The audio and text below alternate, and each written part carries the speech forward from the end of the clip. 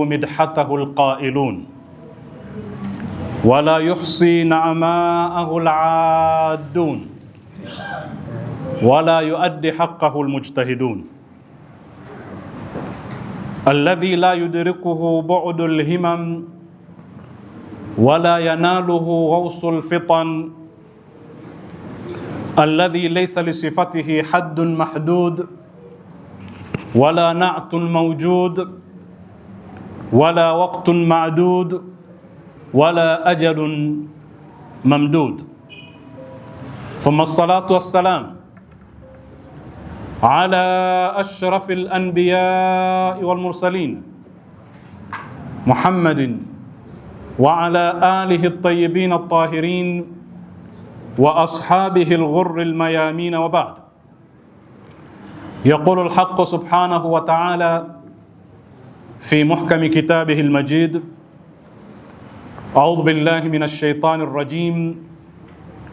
وإذ قال ربك للملائكة إني جاعل في الأرض خليفة قالوا أتجعل فيها من يفسد فيها ويسفك الدماء ونحن نسبح بحمدك ونقدس لك قال إني أعلم ما لا تعلمون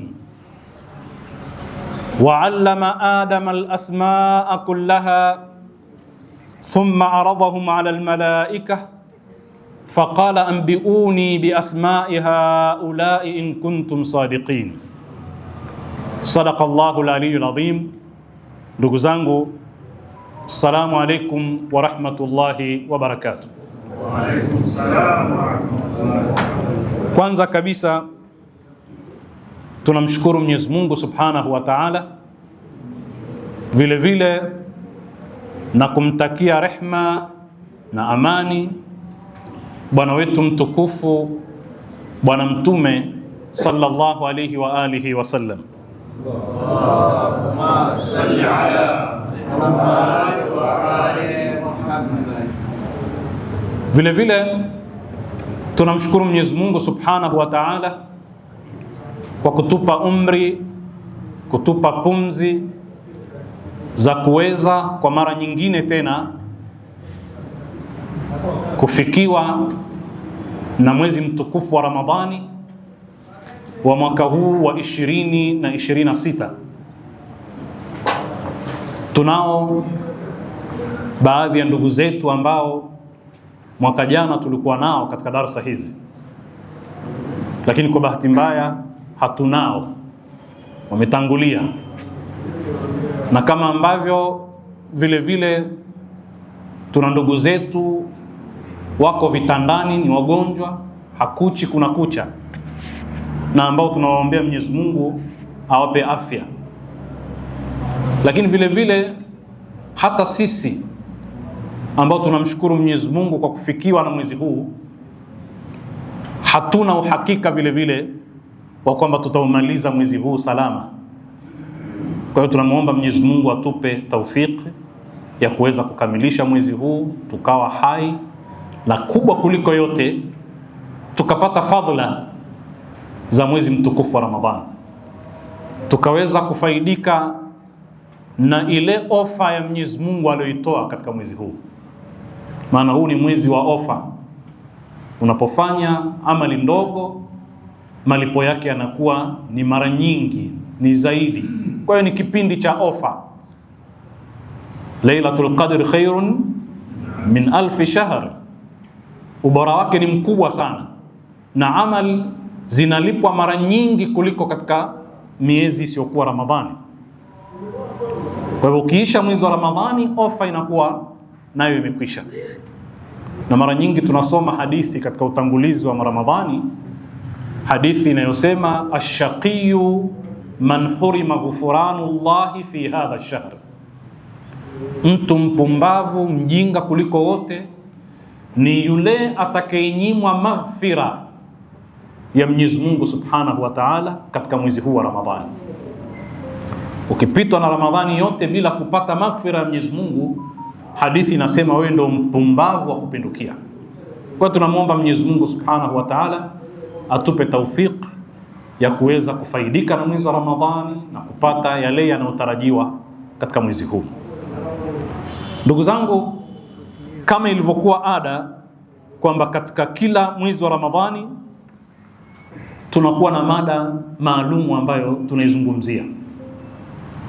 Mwaka jana tulizungumza kuhusu malezi kwa kipindi kizima cha mwezi wa Ramadhani, lakini mwaka huu tunatarajia kuzungumza kuhusu mada ambayo tumeitangaza katika social media, ambayo inasomeka hivi: uhalisia wa elimu, mjadala baina ya mtazamo wa Qur'ani na mtazamo wa kibepari. Kwa hiyo mjadala wetu ni kuhusu ilmu, lakini ilmu yenyewe tunataka tutizame yale macho ya Qur'ani. Qur'ani inaitizama vipi ilmu,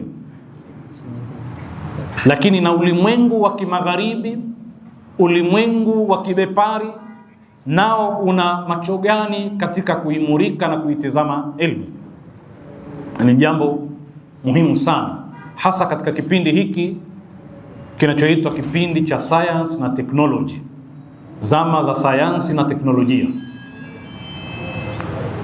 Na bila shaka katika mazungumzo yetu tutakuwa na zile nukta za muhimu ambazo zitatuongoza katika mazungumzo yetu, alafu na nukta zenyewe zitakuwa na nukta ndogo ndogo ambazo tutazijadili. Tutaanza kuzungumza kwanza, kwa nini tuzungumzie elimu. Tajibu hili swali la kwamba kwa nini tumeteua maudhui haya ya elimu, tukadhamiria kwamba yawe ndio maudhui ya mwaka huu. Lakini vile vile maana ya elimu kwa mtazamo wa Qur'ani na mtazamo wa wenzetu wa magharibi au mtazamo wa kibepari.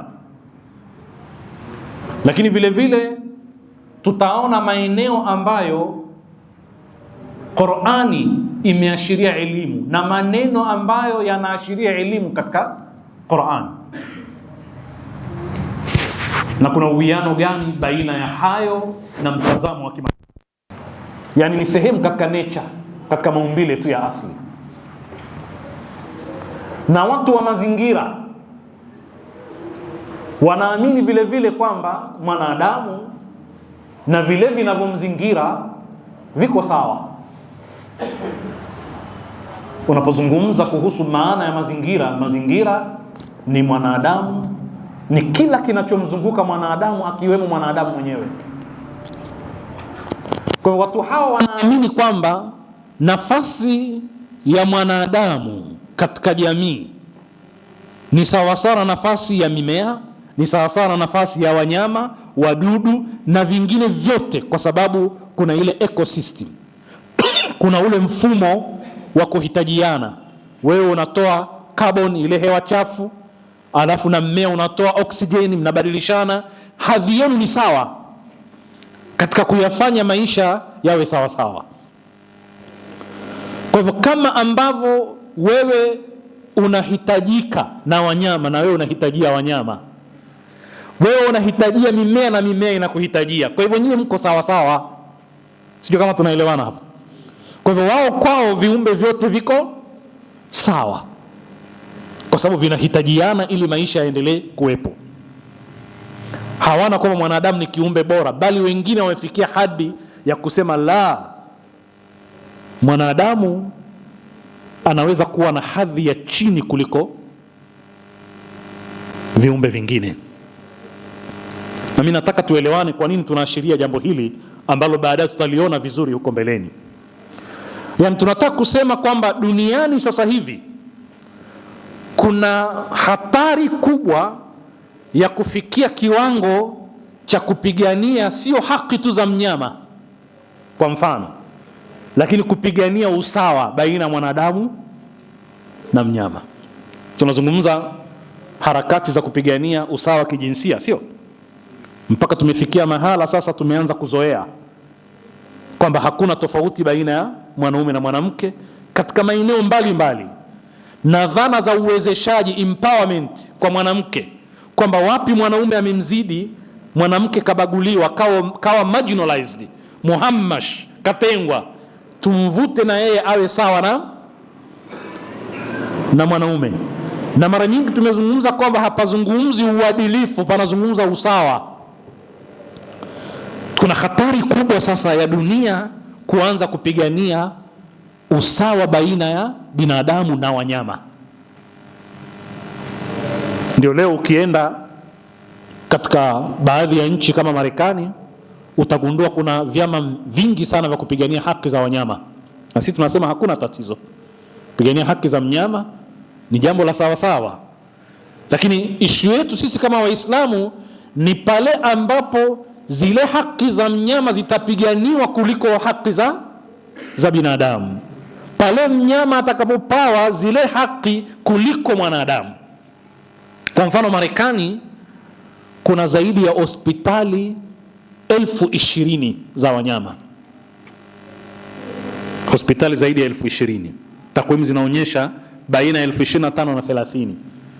Yani katika hizo hospitali kuna department zote unazozijua, kuna emergency, kuna nini. Maana yake anapelekwa mbio mnyama, anawahishwa kufanyiwa operation. Sasa hatupingi, ni kiumbe cha Mwenyezi Mungu, sio? Lakini ikiwa kuna binadamu wanaokufa kwa kukosa dawa duniani, alafu kuna wanyama ambao gharama kubwa inatumika kuanzisha mahospitali, kuajiri madaktari, kusomesha madaktari, na binadamu wakaona ni jambo la kawaida, pale ndio tunaposema kwamba sasa hapa mnyama anaanza kupewa hadhi zaidi kuliko mwanadamu. Hilo ndio tatizo. Tunasema ile laqad karramna bani adam inakuwa haipo. Ndio mnafahamu leo hii kuna wataalamu ambao kazi yao ni kushonesha mavazi ya mashindano ya wanyama. Mbwa, watu wenye akili zao wamekaa katika holi, mbwa wanapitishwa pale, mashindano ya mavazi ya mbwa. Na hawa watu wanaitwa kwamba watu walioendelea, wanatumia gharama kubwa kuhakikisha mnyama wake kashinda katika yale mashindano ya mavazi. Maskini yule mbwa hata hajui kinachojiri, hana habari ya kile kinachojiri kamwe. Unakwenda supermarket ukanunua vitana vya kumchana manyoya yake, ukanunua nguo za kumvika, ukanunua dawa mbalimbali, ukamtengeneza kiasi yeye hana haja hata kuoga huko. Wewe ndio una shida naye, unamfanyia kazi zote zile. Sasa tunasema hii huduma ni huduma ya ajabu, na inaonyesha kwamba kadri gani sasa kuna hatua za kwenda mbio kuhakikisha kwamba mnyama anafadhilishwa kuliko mwanadamu. Na haya tutayaona sasa huko mbeleni tunapozungumza ile dhana ya kwamba hawa wanyama ni wajomba zetu, ni ami zetu. Kwa nini imetengenezwa? Kwa nini ikawa sisi tunafundishwa kwamba tumetokana na wanyama, ni ami zetu hawa, machipanzi hawa, kurud, nyani na wengine, na watu wakafanya utafiti kuthibitisha kwamba sisi tuna undugu na hawa. Kwa nitaka kusema kwamba japokuwa binadamu wengi wanaamini kwamba binadamu ni kiumbe kilichoteuliwa, kiumbe bora, lakini kuna harakati duniani za kumfadhilisha mnyama dhidi ya mwanadamu. Kwa kuwa tuna vijana wengi hapa, waende kusoma chama hichi kinachoitwa Animal Liberation Front kule Marekani. Yani ni chama cha kupigania ukombozi wa wanyama. Lakini vile vile kuna siku ya kimataifa ya wanyama ambayo ni tarehe 24 ya kila mwezi Aprili, mwezi wa 4. Kila mwezi wa 4 Aprili tarehe 24 inaitwa kwamba ni World Day for Animal. Ni siku ya kimataifa kwa ajili ya wanyama, lakini zaidi wanafocus katika wanyama ambao wanatumika maabara kwa ajili ya majaribio ya kitiba. Bila shaka sisi tunaamini kwamba sakhara lakum ma fil ardi jami'an.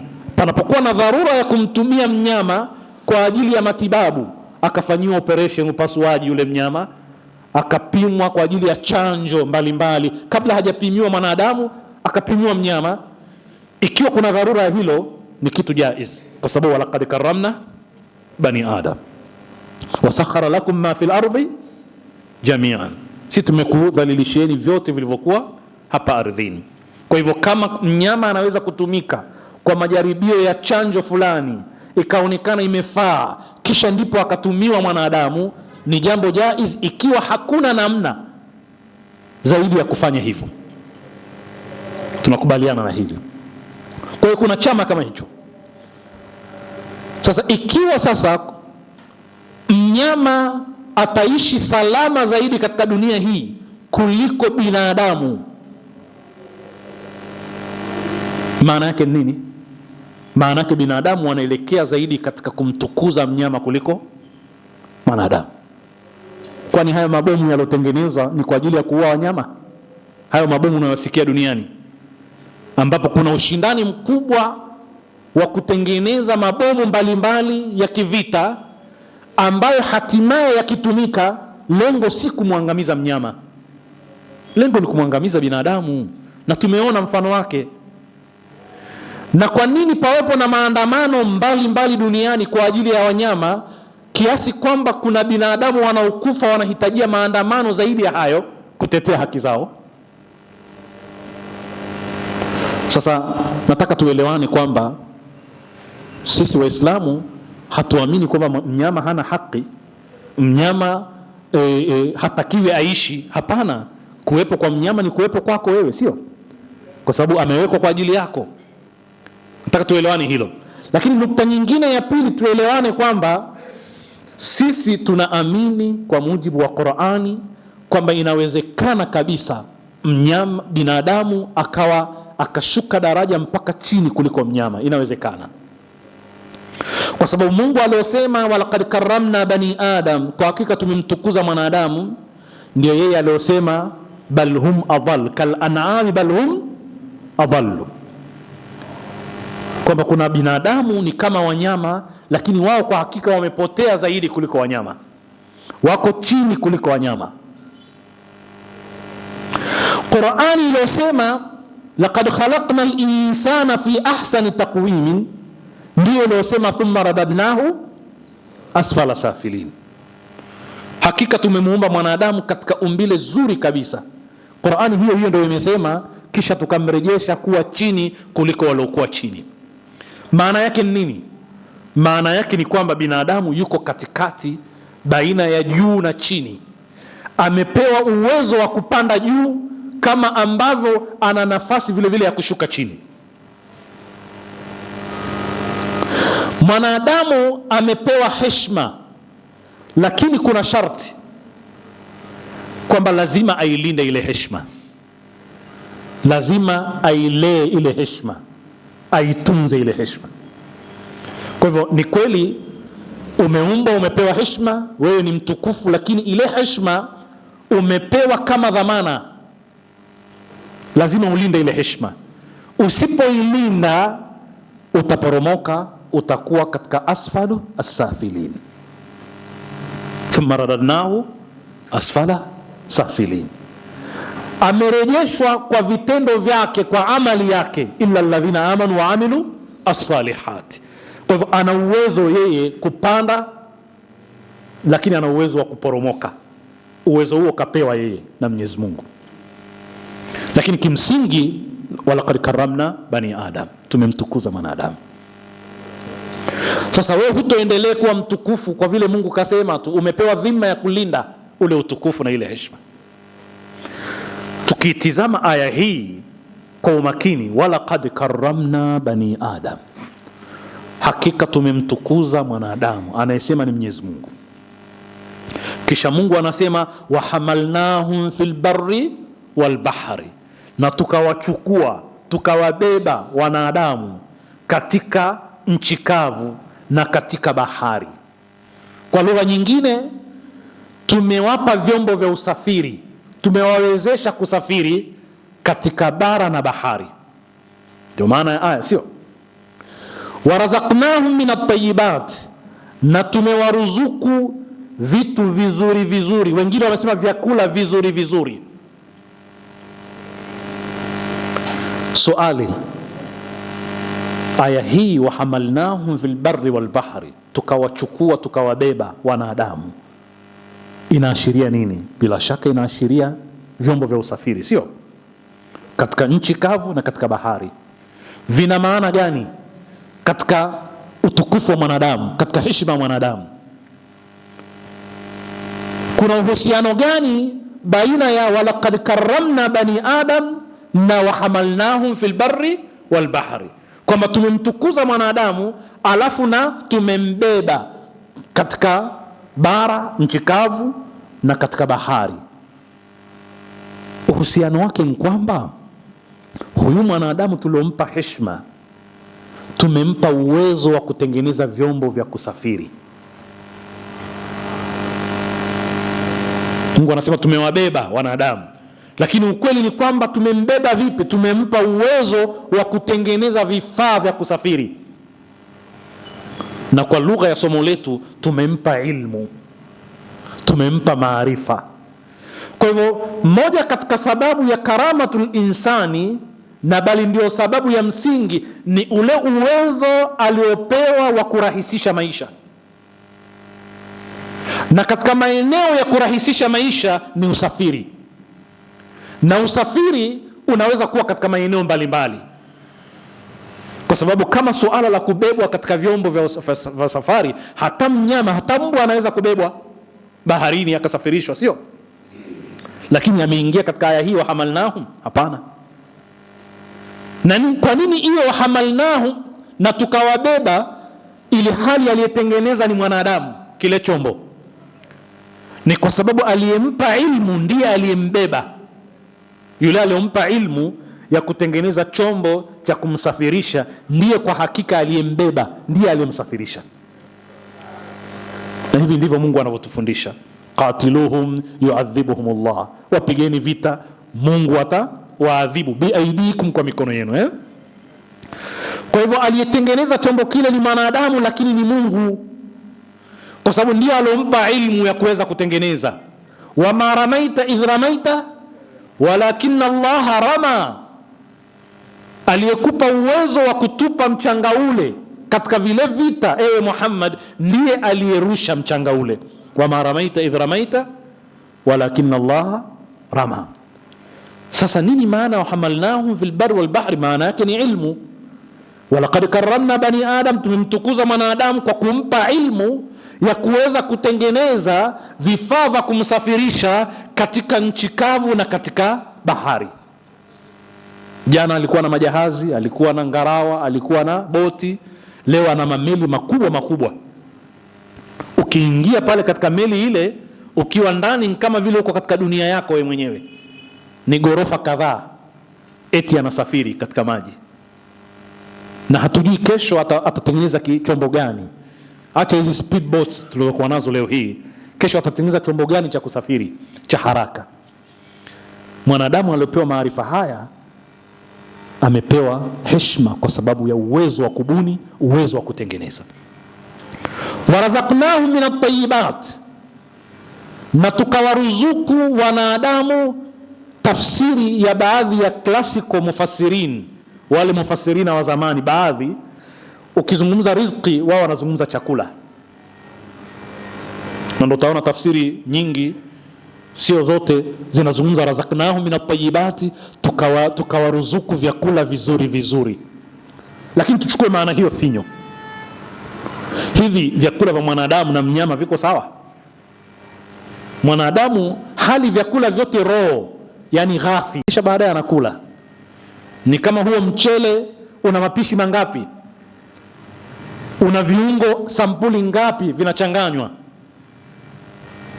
Sijui manjano, sijui zaafarani, iliki, tangawizi, vitunguu saumu, kila sampuli ya viungo, kiasi kwamba ukipita barabarani unasikia harufu ya chakula.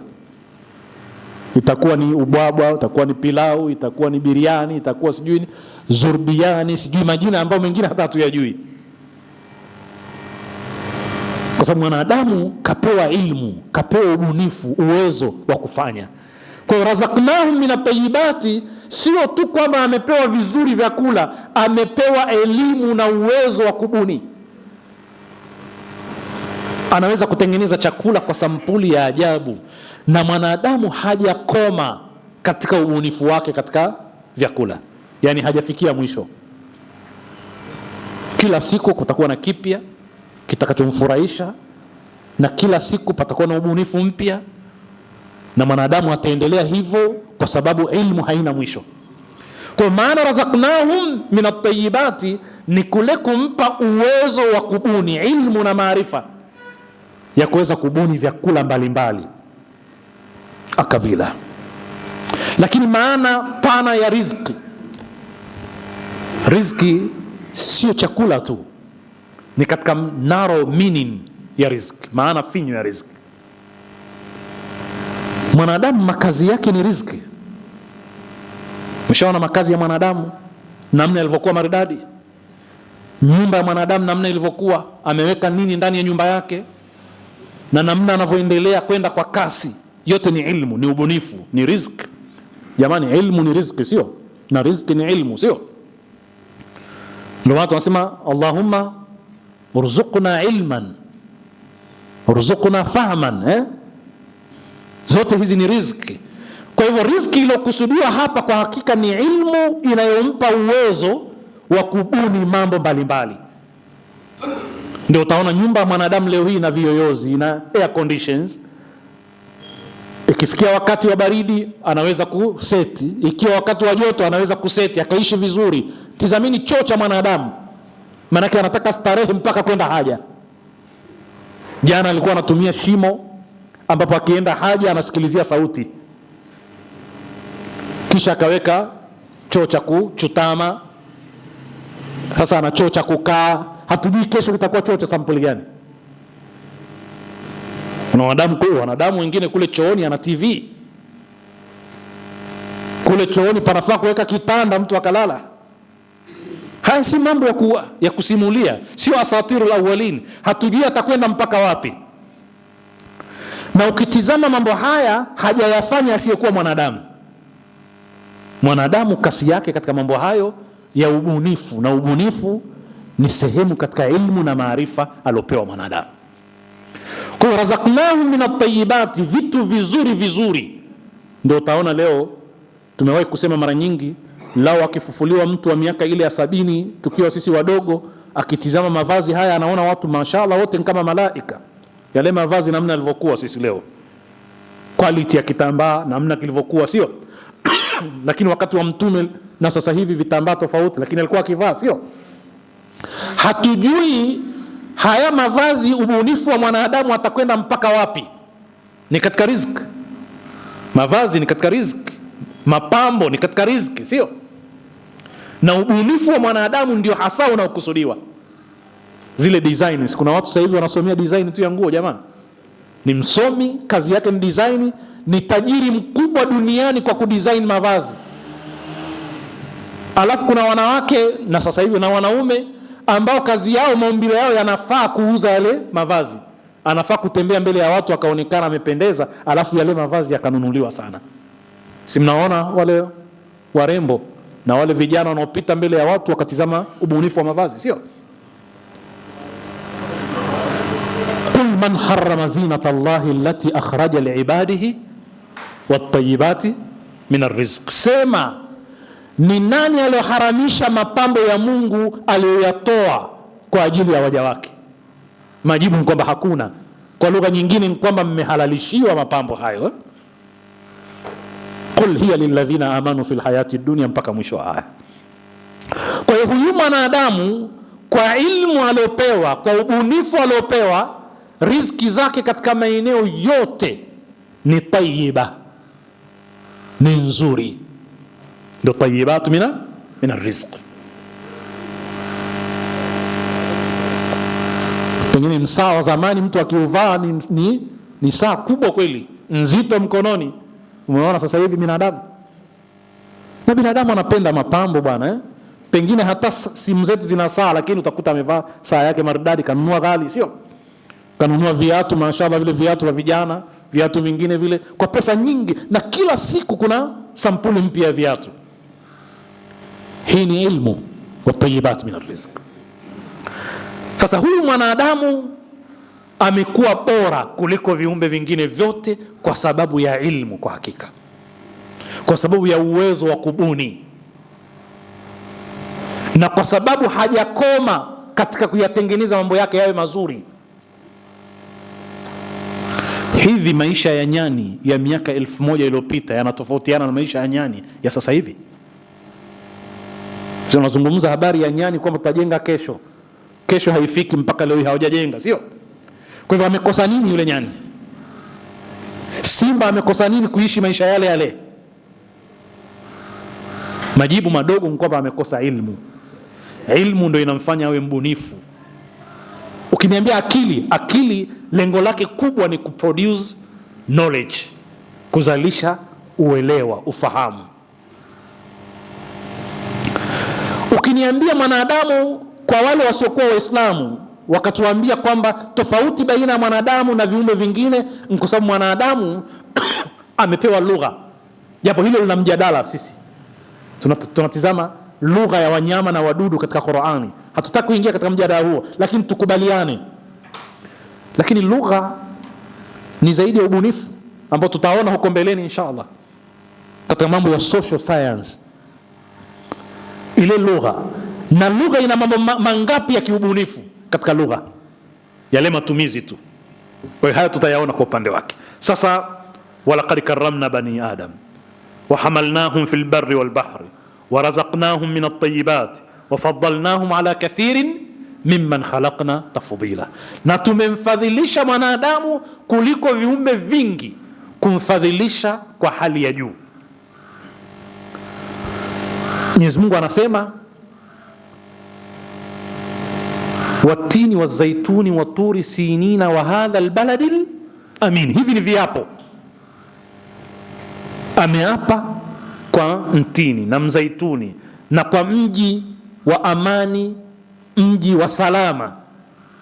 Kisha akasema walaqad khalaqna al-insana fi ahsani taqwimi, hakika tumemuumba mwanadamu katika umbile zuri kabisa. Tumezungumza mara nyingi kwamba je, umbile la nje hili ni vile viungo vya nje, ni ile physical composition ya mwanadamu peke yake? Ulama wanasema hapana. Tena ulama ambao ni klasiko wa zamani na hata wa sasa hivi wanasema maana ya umbile zuri ni lile umbile lenye viungo vya nje, physical composition, na inner composition, viungo vya ndani. Na moja katika hoja ambayo wameisema, tumezungumza mara nyingi, ni kwa sababu umbile la nje hauwezi ukasema mwanadamu ni bora kuliko viumbe vingine vyote. Tumezungumza mara nyingi kwamba ukitizama tausi akitokeza zile rangi zake, si unamuona anavyopendeza? Haya, punda milia unamuona alivyopambwa, alivyochorwa na Mungu, sanaa ya Mungu unaiona pale, na viumbe vingine. Na hata ukizungumza uwezo mbalimbali, kuna wanyama wanakimbia kuliko sisi, kuna wanyama wanaoona kuliko sisi, wanaona usiku kama kuona mchana, sio? Wanaona masafa marefu kuliko mwanadamu. Kuna wanyama wananusa harufu hata ikiwa imefungwa katika vifurushi vya sampuli gani, sio? Ndio ile wasakhara lakum ma fil ardi jami'an. Sisi binadamu tunawatumia hata katika airport yetu. Utakwenda wewe airport, mtaambiwa kaini pale, acheni mizigo yenu, kisha mbwa akapita pale na nini, kisha mnaambiwa haya, mko salama, piteni. Haya, kwa nini hunusi wewe mwanadamu? Huna uwezo ule. Kapewa uwezo wa kuweza kunusa, akagundua kitu ambacho kimefungwa ndani, pengine kimefungashwa kisawa sawa. Kwa hivyo hatuzungumzi hivi vitu vya dhahir tu. Kuna mambo ya ndani, inner composition, zinazomfanya binadamu awe ni bora kuliko viumbe vingine vyote. Sasa hivi ndivyo walivyosema ulamai wa zamani na wa sasa. Kwa mfano, tutoe mfano tu. Ukitizama Al-Qurtubi katika tafsiri yake anasema ahsanu taqwimin fil aqli wat tamyizi, akili na uwezo wa kupambanua, sifa mwanadamu hii. Lakini ukizungumza akili, uwezo wa kupambanua, unazungumza ilmu,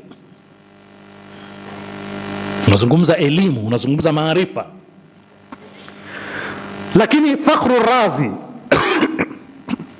mwenye at-Tafsir al-Kabir, yeye anasema ahsanu taqwimin ni khalaqahu musta'iddan lilma'rifatin qabilan lilhidayati, kwamba mwanadamu ameumbwa ni musta'iddan lilma'rifa, yani ana maandalizi ya kupokea maarifa.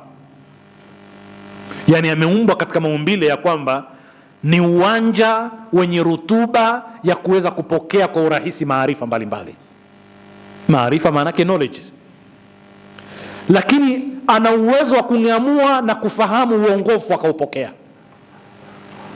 Sheikh Makarim Shirazi katika tafsiri yake anasema makusudio ya umbile zuri ni neema ya akili aliyopewa mwanadamu ambayo hajapewa kiumbe mwingine. Na neema ya akili maana yake anaweza kuzalisha maarifa, maana yake ilmu. Lakini namba 2 anasema al-istidadu lililmi walibdai, ni yale maandalizi aliyokuwa nayo mwanadamu ya kuweza kupokea elimu na kuweza kufanya ubunifu. Mwanadamu ni mbunifu. Tizama hapa tulipokaa, kila unachokiona ni ubunifu. Busati hili ni ubunifu, kuanzia nakshi zake na kila kitu. Jengo hili ni ubunifu, taa hizi ni ubunifu, mavazi ulovao ni ubunifu, hivi unavyoviona hivi vyombo vilivyokuwa mbele yetu vyote ni ubunifu.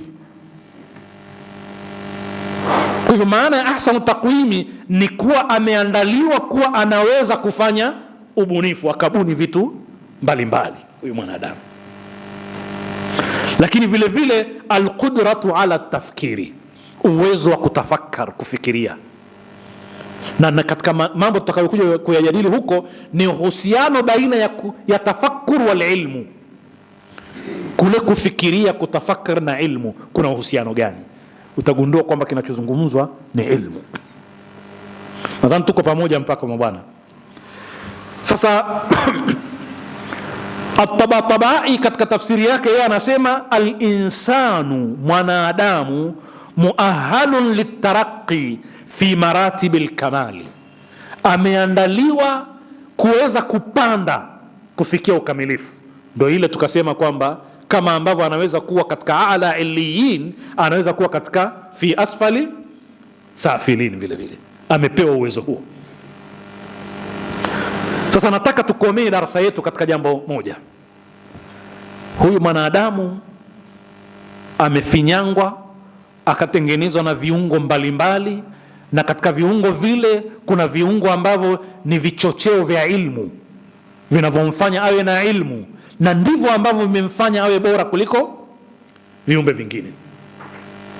Mungu anasema katika Qur'ani kuhusu mwanadamu huyu, anasema ya ayyuhal insanu, ewe mwanadamu, ma gharraka birabbikal karimi alladhi khalaqaka fasawwaka fa'adalaka fi ayi suratin ma shaa rakabaka. Hapa kuna maneno kadhaa muhimu sana: khalaqaka, sawaka, adalaka, rakabaka. Muhimu sana. Kwanza amekuumba, lakini kaumba vile vile viumbe vingine. Kamuumba mbwa vile vile, kamuumba na punda vile vile. Lakini sawaka, amekuweka sawa sawa. Yani katika ina composition ya mwanadamu, vile viungo vya ndani na vya nje vile vile, Mwenyezi Mungu sawaka, amekuweka sawa sawa.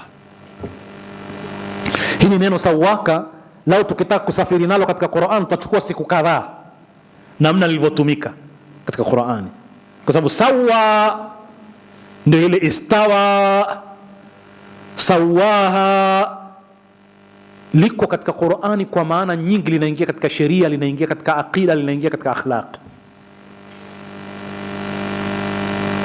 Chukua mfano tu, nafsi ya mwanadamu ni katika inner composition za mwanadamu, na nafsi ziko nyingi. Tuzungumzie nafsi moja ambayo ulamai wameiita kwamba nafsi hii ndio dhamiri. Kutafuta neno dhamiri ndani ya Qur'ani hutolipata. Dhamiri jamaa Kiswahili sio dhamira. Dhamira ya jambo ni nia yako katika lile jambo. Ama dhamiri ya mtu ni kile kiungo kilichokuwa ndani ya mwanadamu ambacho hakionekani, kinachomhukumu mwanadamu katika mambo yake, kinachomwambia umefanya hili si sawa sawa, japokuwa umewadanganya jamaa, lakini bwana umesema uongo. Innal insana la nafsihi basira walau alqa maadhira. Yani kile chombo kinachopima amali za mwanadamu kilichokuwa ndani, ambacho hata akisema uongo kinamwambia umedanganya bwana hapa, ndio kinachoitwa nini? Dhamiri. Baadhi ya ulama wanasema dhamiri ni nafsi, lakini ni nafsul lawama, ile nafsi ya kujilaumu ndio dhamiri yenyewe, kwa sababu Qur'an haijataja neno dhamiri, sio? Sasa Mwenyezi Mungu anasemaje? Ameapa viapo vyote mnavyovifahamu, akasema wa nafsin wama, unaliona neno sawaha, na nafsi kaiweka, kaiumba sawa sawa. Tumewahi kuzungumza kwa vijana waliokuwa hauza hapa, nini maana wa nafsin wama sawaha? Mwenyezi Mungu ameanza wa shamsi wa dhuhaha wal qamari wan nahari wal layli, kisha was samai, kisha wal ardhi, kisha wa nafsin. Lakini utagundua kwamba vyote amevitaja viapo, kila akikitaja anakiacha, lakini kwenye nafsi Mungu aliendelea wa nafsin wama sawaha, anaapa kwa nafsi wama sawaha, kisha akaendelea falhamaha fujuraha wa taqwaha. Sasa kwa wale vijana wa hauza, wa nafsin wama sawaha, hii mai ina maana moja katika maana mbili. Moja ni maa masdaria, na ikiwa ni masdaria maana yake yenyewe na wa mabaadaha tuawwalu bil masdari, zinatafsiriwa kwa masdari. Yani mahali pa maa na sawaha panaingia masdari, itakuwa maana yake wa nafsin wa taswiyatiha. Yani Mwenyezi Mungu anaapa kwa nafsi na namna ilivyowekwa sawa sawa, namna ilivyofanywa kuwa sawa sawa, ule usawa wake. Tuko sawa sawa hapo Ikiwa ni ma mausula, maana yake wa nafsi walladhi sawaha, kaapa kwa nafsi na kaapa kwa yeye aliyeifanya nafsi kuwa sawa sawa. Umeona tofauti? Ma masdaria na ma mausula, wa nafsin wa taswiyatiha, wa nafsin walladhi sawaha wa huwa Allahu azza wa jalla. Tuliache hilo. Mmoja katika ulama akisema pakipimwa chuma hauwezi kuokota chenga Sasa kuna watu ambao hawezi kuokota chenga, lakini vijana mmeipata hiyo kwamba ni moja katika maana. Lakini inatusaidia kuelewa kwamba Mwenyezi Mungu ameapa kwa namna ya nafsi ilivyowekwa sawa sawa, au kwa namna, au ameapa kwa yule aliyeifanya nafsi kuwa sawa sawa, ambaye ni yeye Allahu azza wa jalla. Sasa nafsi imefanywa kuwa sawa sawa, fa alhamaha, akaipa ilhamu, uwezo wa kujua fujuraha, wema na uovu. Utaona hiyo component ya bwanadamu ambayo ni inner composition, inner component ambayo inamsaidia kujua vibaya na vizuri, ni nyenzo ya ilmu. Tuko pamoja jamaa? Sasa leo tutakomea hapa kwa sababu tumejilazimisha kwenda na muda, lakini katika darasa yetu ijayo insha Allah tutaanzia hapa tulipokomea, katika kumzungumza mwanadamu katika nukta yetu ya kwanza, kwamba kwa nini tuzungumze kuhusu ilmu. Namba moja, kwa sababu ilmu ndio sababu ya mwanadamu kupewa cheo na hadhi aliyopewa na utukufu aliopewa. Vipi? Kwa namna tulivyoona kwamba vile viungo alivyotengenezwa kwavyo mwanadamu vina vishawishi vya kumfanya mwanadamu apate ilmu na maarifa na ubunifu, na awe kupitia ilmu hiyo ni kiumbe bora kuliko viumbe vingine. Nasallallahu al-auna wat-tawfiq lima yuhibbu wa yardah, innahu waliyyu at-tawfiq wa bihi nasta'in, walhamdulillahi rabbil alamin.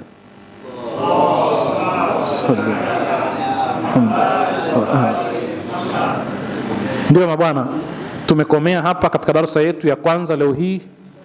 Matarajio yetu ni kwamba tutaendelea hapa tulipokomea, ni siku ya kwanza. Kama kuna maswali yoyote kama ilivyokuwa ada yanayohusiana na maudhui yetu hii ya leo, basi ni fursa sasa ya kuuliza na kufanya mjadala wa pamoja inshallah. Karibuni Sheikh Abdallah. Assalamu alaykum. Wa alaikum salaam wa rahmatullahi wa barakatuh. Katika nukta ambazo mmezizungumza kwamba kuna mambo mengi ambayo yanamfanya mwanadamu kuwa ni bora katika maumbile na uongozi wake labda katika ardhi, lakini katika hayo ukasema elimu inamfanya mwanadamu kuwa ni bora zaidi. Naam. Sasa kwa nini jamii ambazo tunaziona zimeendelea kielimu, hizo jamii ziko mbali zaidi na maadili, hata ziko mbali zaidi na huo binadamu? Sababu ni Ahsante. Swali zuri sana. Nadhani tumemsikia muulizaji, nalirudia swali. Ikiwa tumethibitisha na tunaendelea kuthibitisha kwamba sababu ya mwanadamu kupewa heshima na utukufu na kuenziwa na kuwa bora kuliko viumbe vingine ni ilmu, kwa nini wale wenye ilmu leo hii duniani tunawaona hawana maadili, hawana hiyo heshima, hawana huo utukufu uliokusudiwa? Swali muhimu sana. Kabla sijalijibu nisahihishe jambo moja. Tumesema kwamba vingine vyote ulivyovitaja na tulivyovitaja hapa, kwa sababu uongozi, akili, uwezo wa kumaizi, kutofautisha vitu, tumesema hizi ni sababu, lakini sio za msingi. Sababu ya msingi ni elimu. Ukizungumza kwa sababu wamepewa akili, akili ni chombo cha ilmu kinachofanya mchakato wa kielimu, ni mashine, ni kiwanda ambacho kinazalisha elimu. Kwa hivyo huwezi kuzungumza akili ukaitenga elimu pembeni. Production ya akili nini? Ni elimu. Na tumeelewana. Uongozi kama tutakavyoona katika aya tuliyotangulia kuisoma leo hii, utaona kwamba sababu ya uongozi ni elimu. Ile sababu ya kupewa uongozi, na hiyo tutaiona kesho, ni elimu. Kwa sababu nyingine zote utaona zinarejea katika nini? Elimu. Ndicho tulichokisema. Sasa kwa nini wenye elimu wawe namna hiyo, wanaonekana kwamba si watu wa heshima? Tunarudi katika nukta ya muhimu sana. Huu uzi mwembamba lazima tuuelewe kwamba mwanadamu kapewa elimu, na kapewa vipi? Taban tutajadili. Na elimu ndio imempa heshima na utukufu.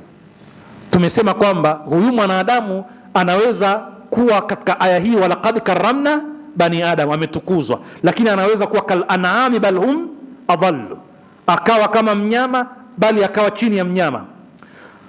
Laqad khalaqna al-insana fi ahsani taqwim, tumemuumba katika umbile bora zuri kabisa, lakini thumma radadnahu asfala safilin, anaweza kuporomoka akawa chini kabisa. Kwanza tukubaliane, anaweza kuwa na elimu lakini akaporomoka, kwa sababu kinachotakiwa ndio huo uzi mwembamba. Nataka uelewe kinachotakiwa, uelewe kwamba heshima uliopewa kupitia ilmu unatakiwa uitunze, sio kwamba itakuwepo kwa sababu umepewa tu. Kwa lugha nyingine, kam min alimin qatalahu ilmuhu wa jahluhu ma'ahu la yanfa'u, la, kam min alimin qatalahu jahluhu wa ilmuhu ma'ahu la yanfa'uhu. Maneno ya nani?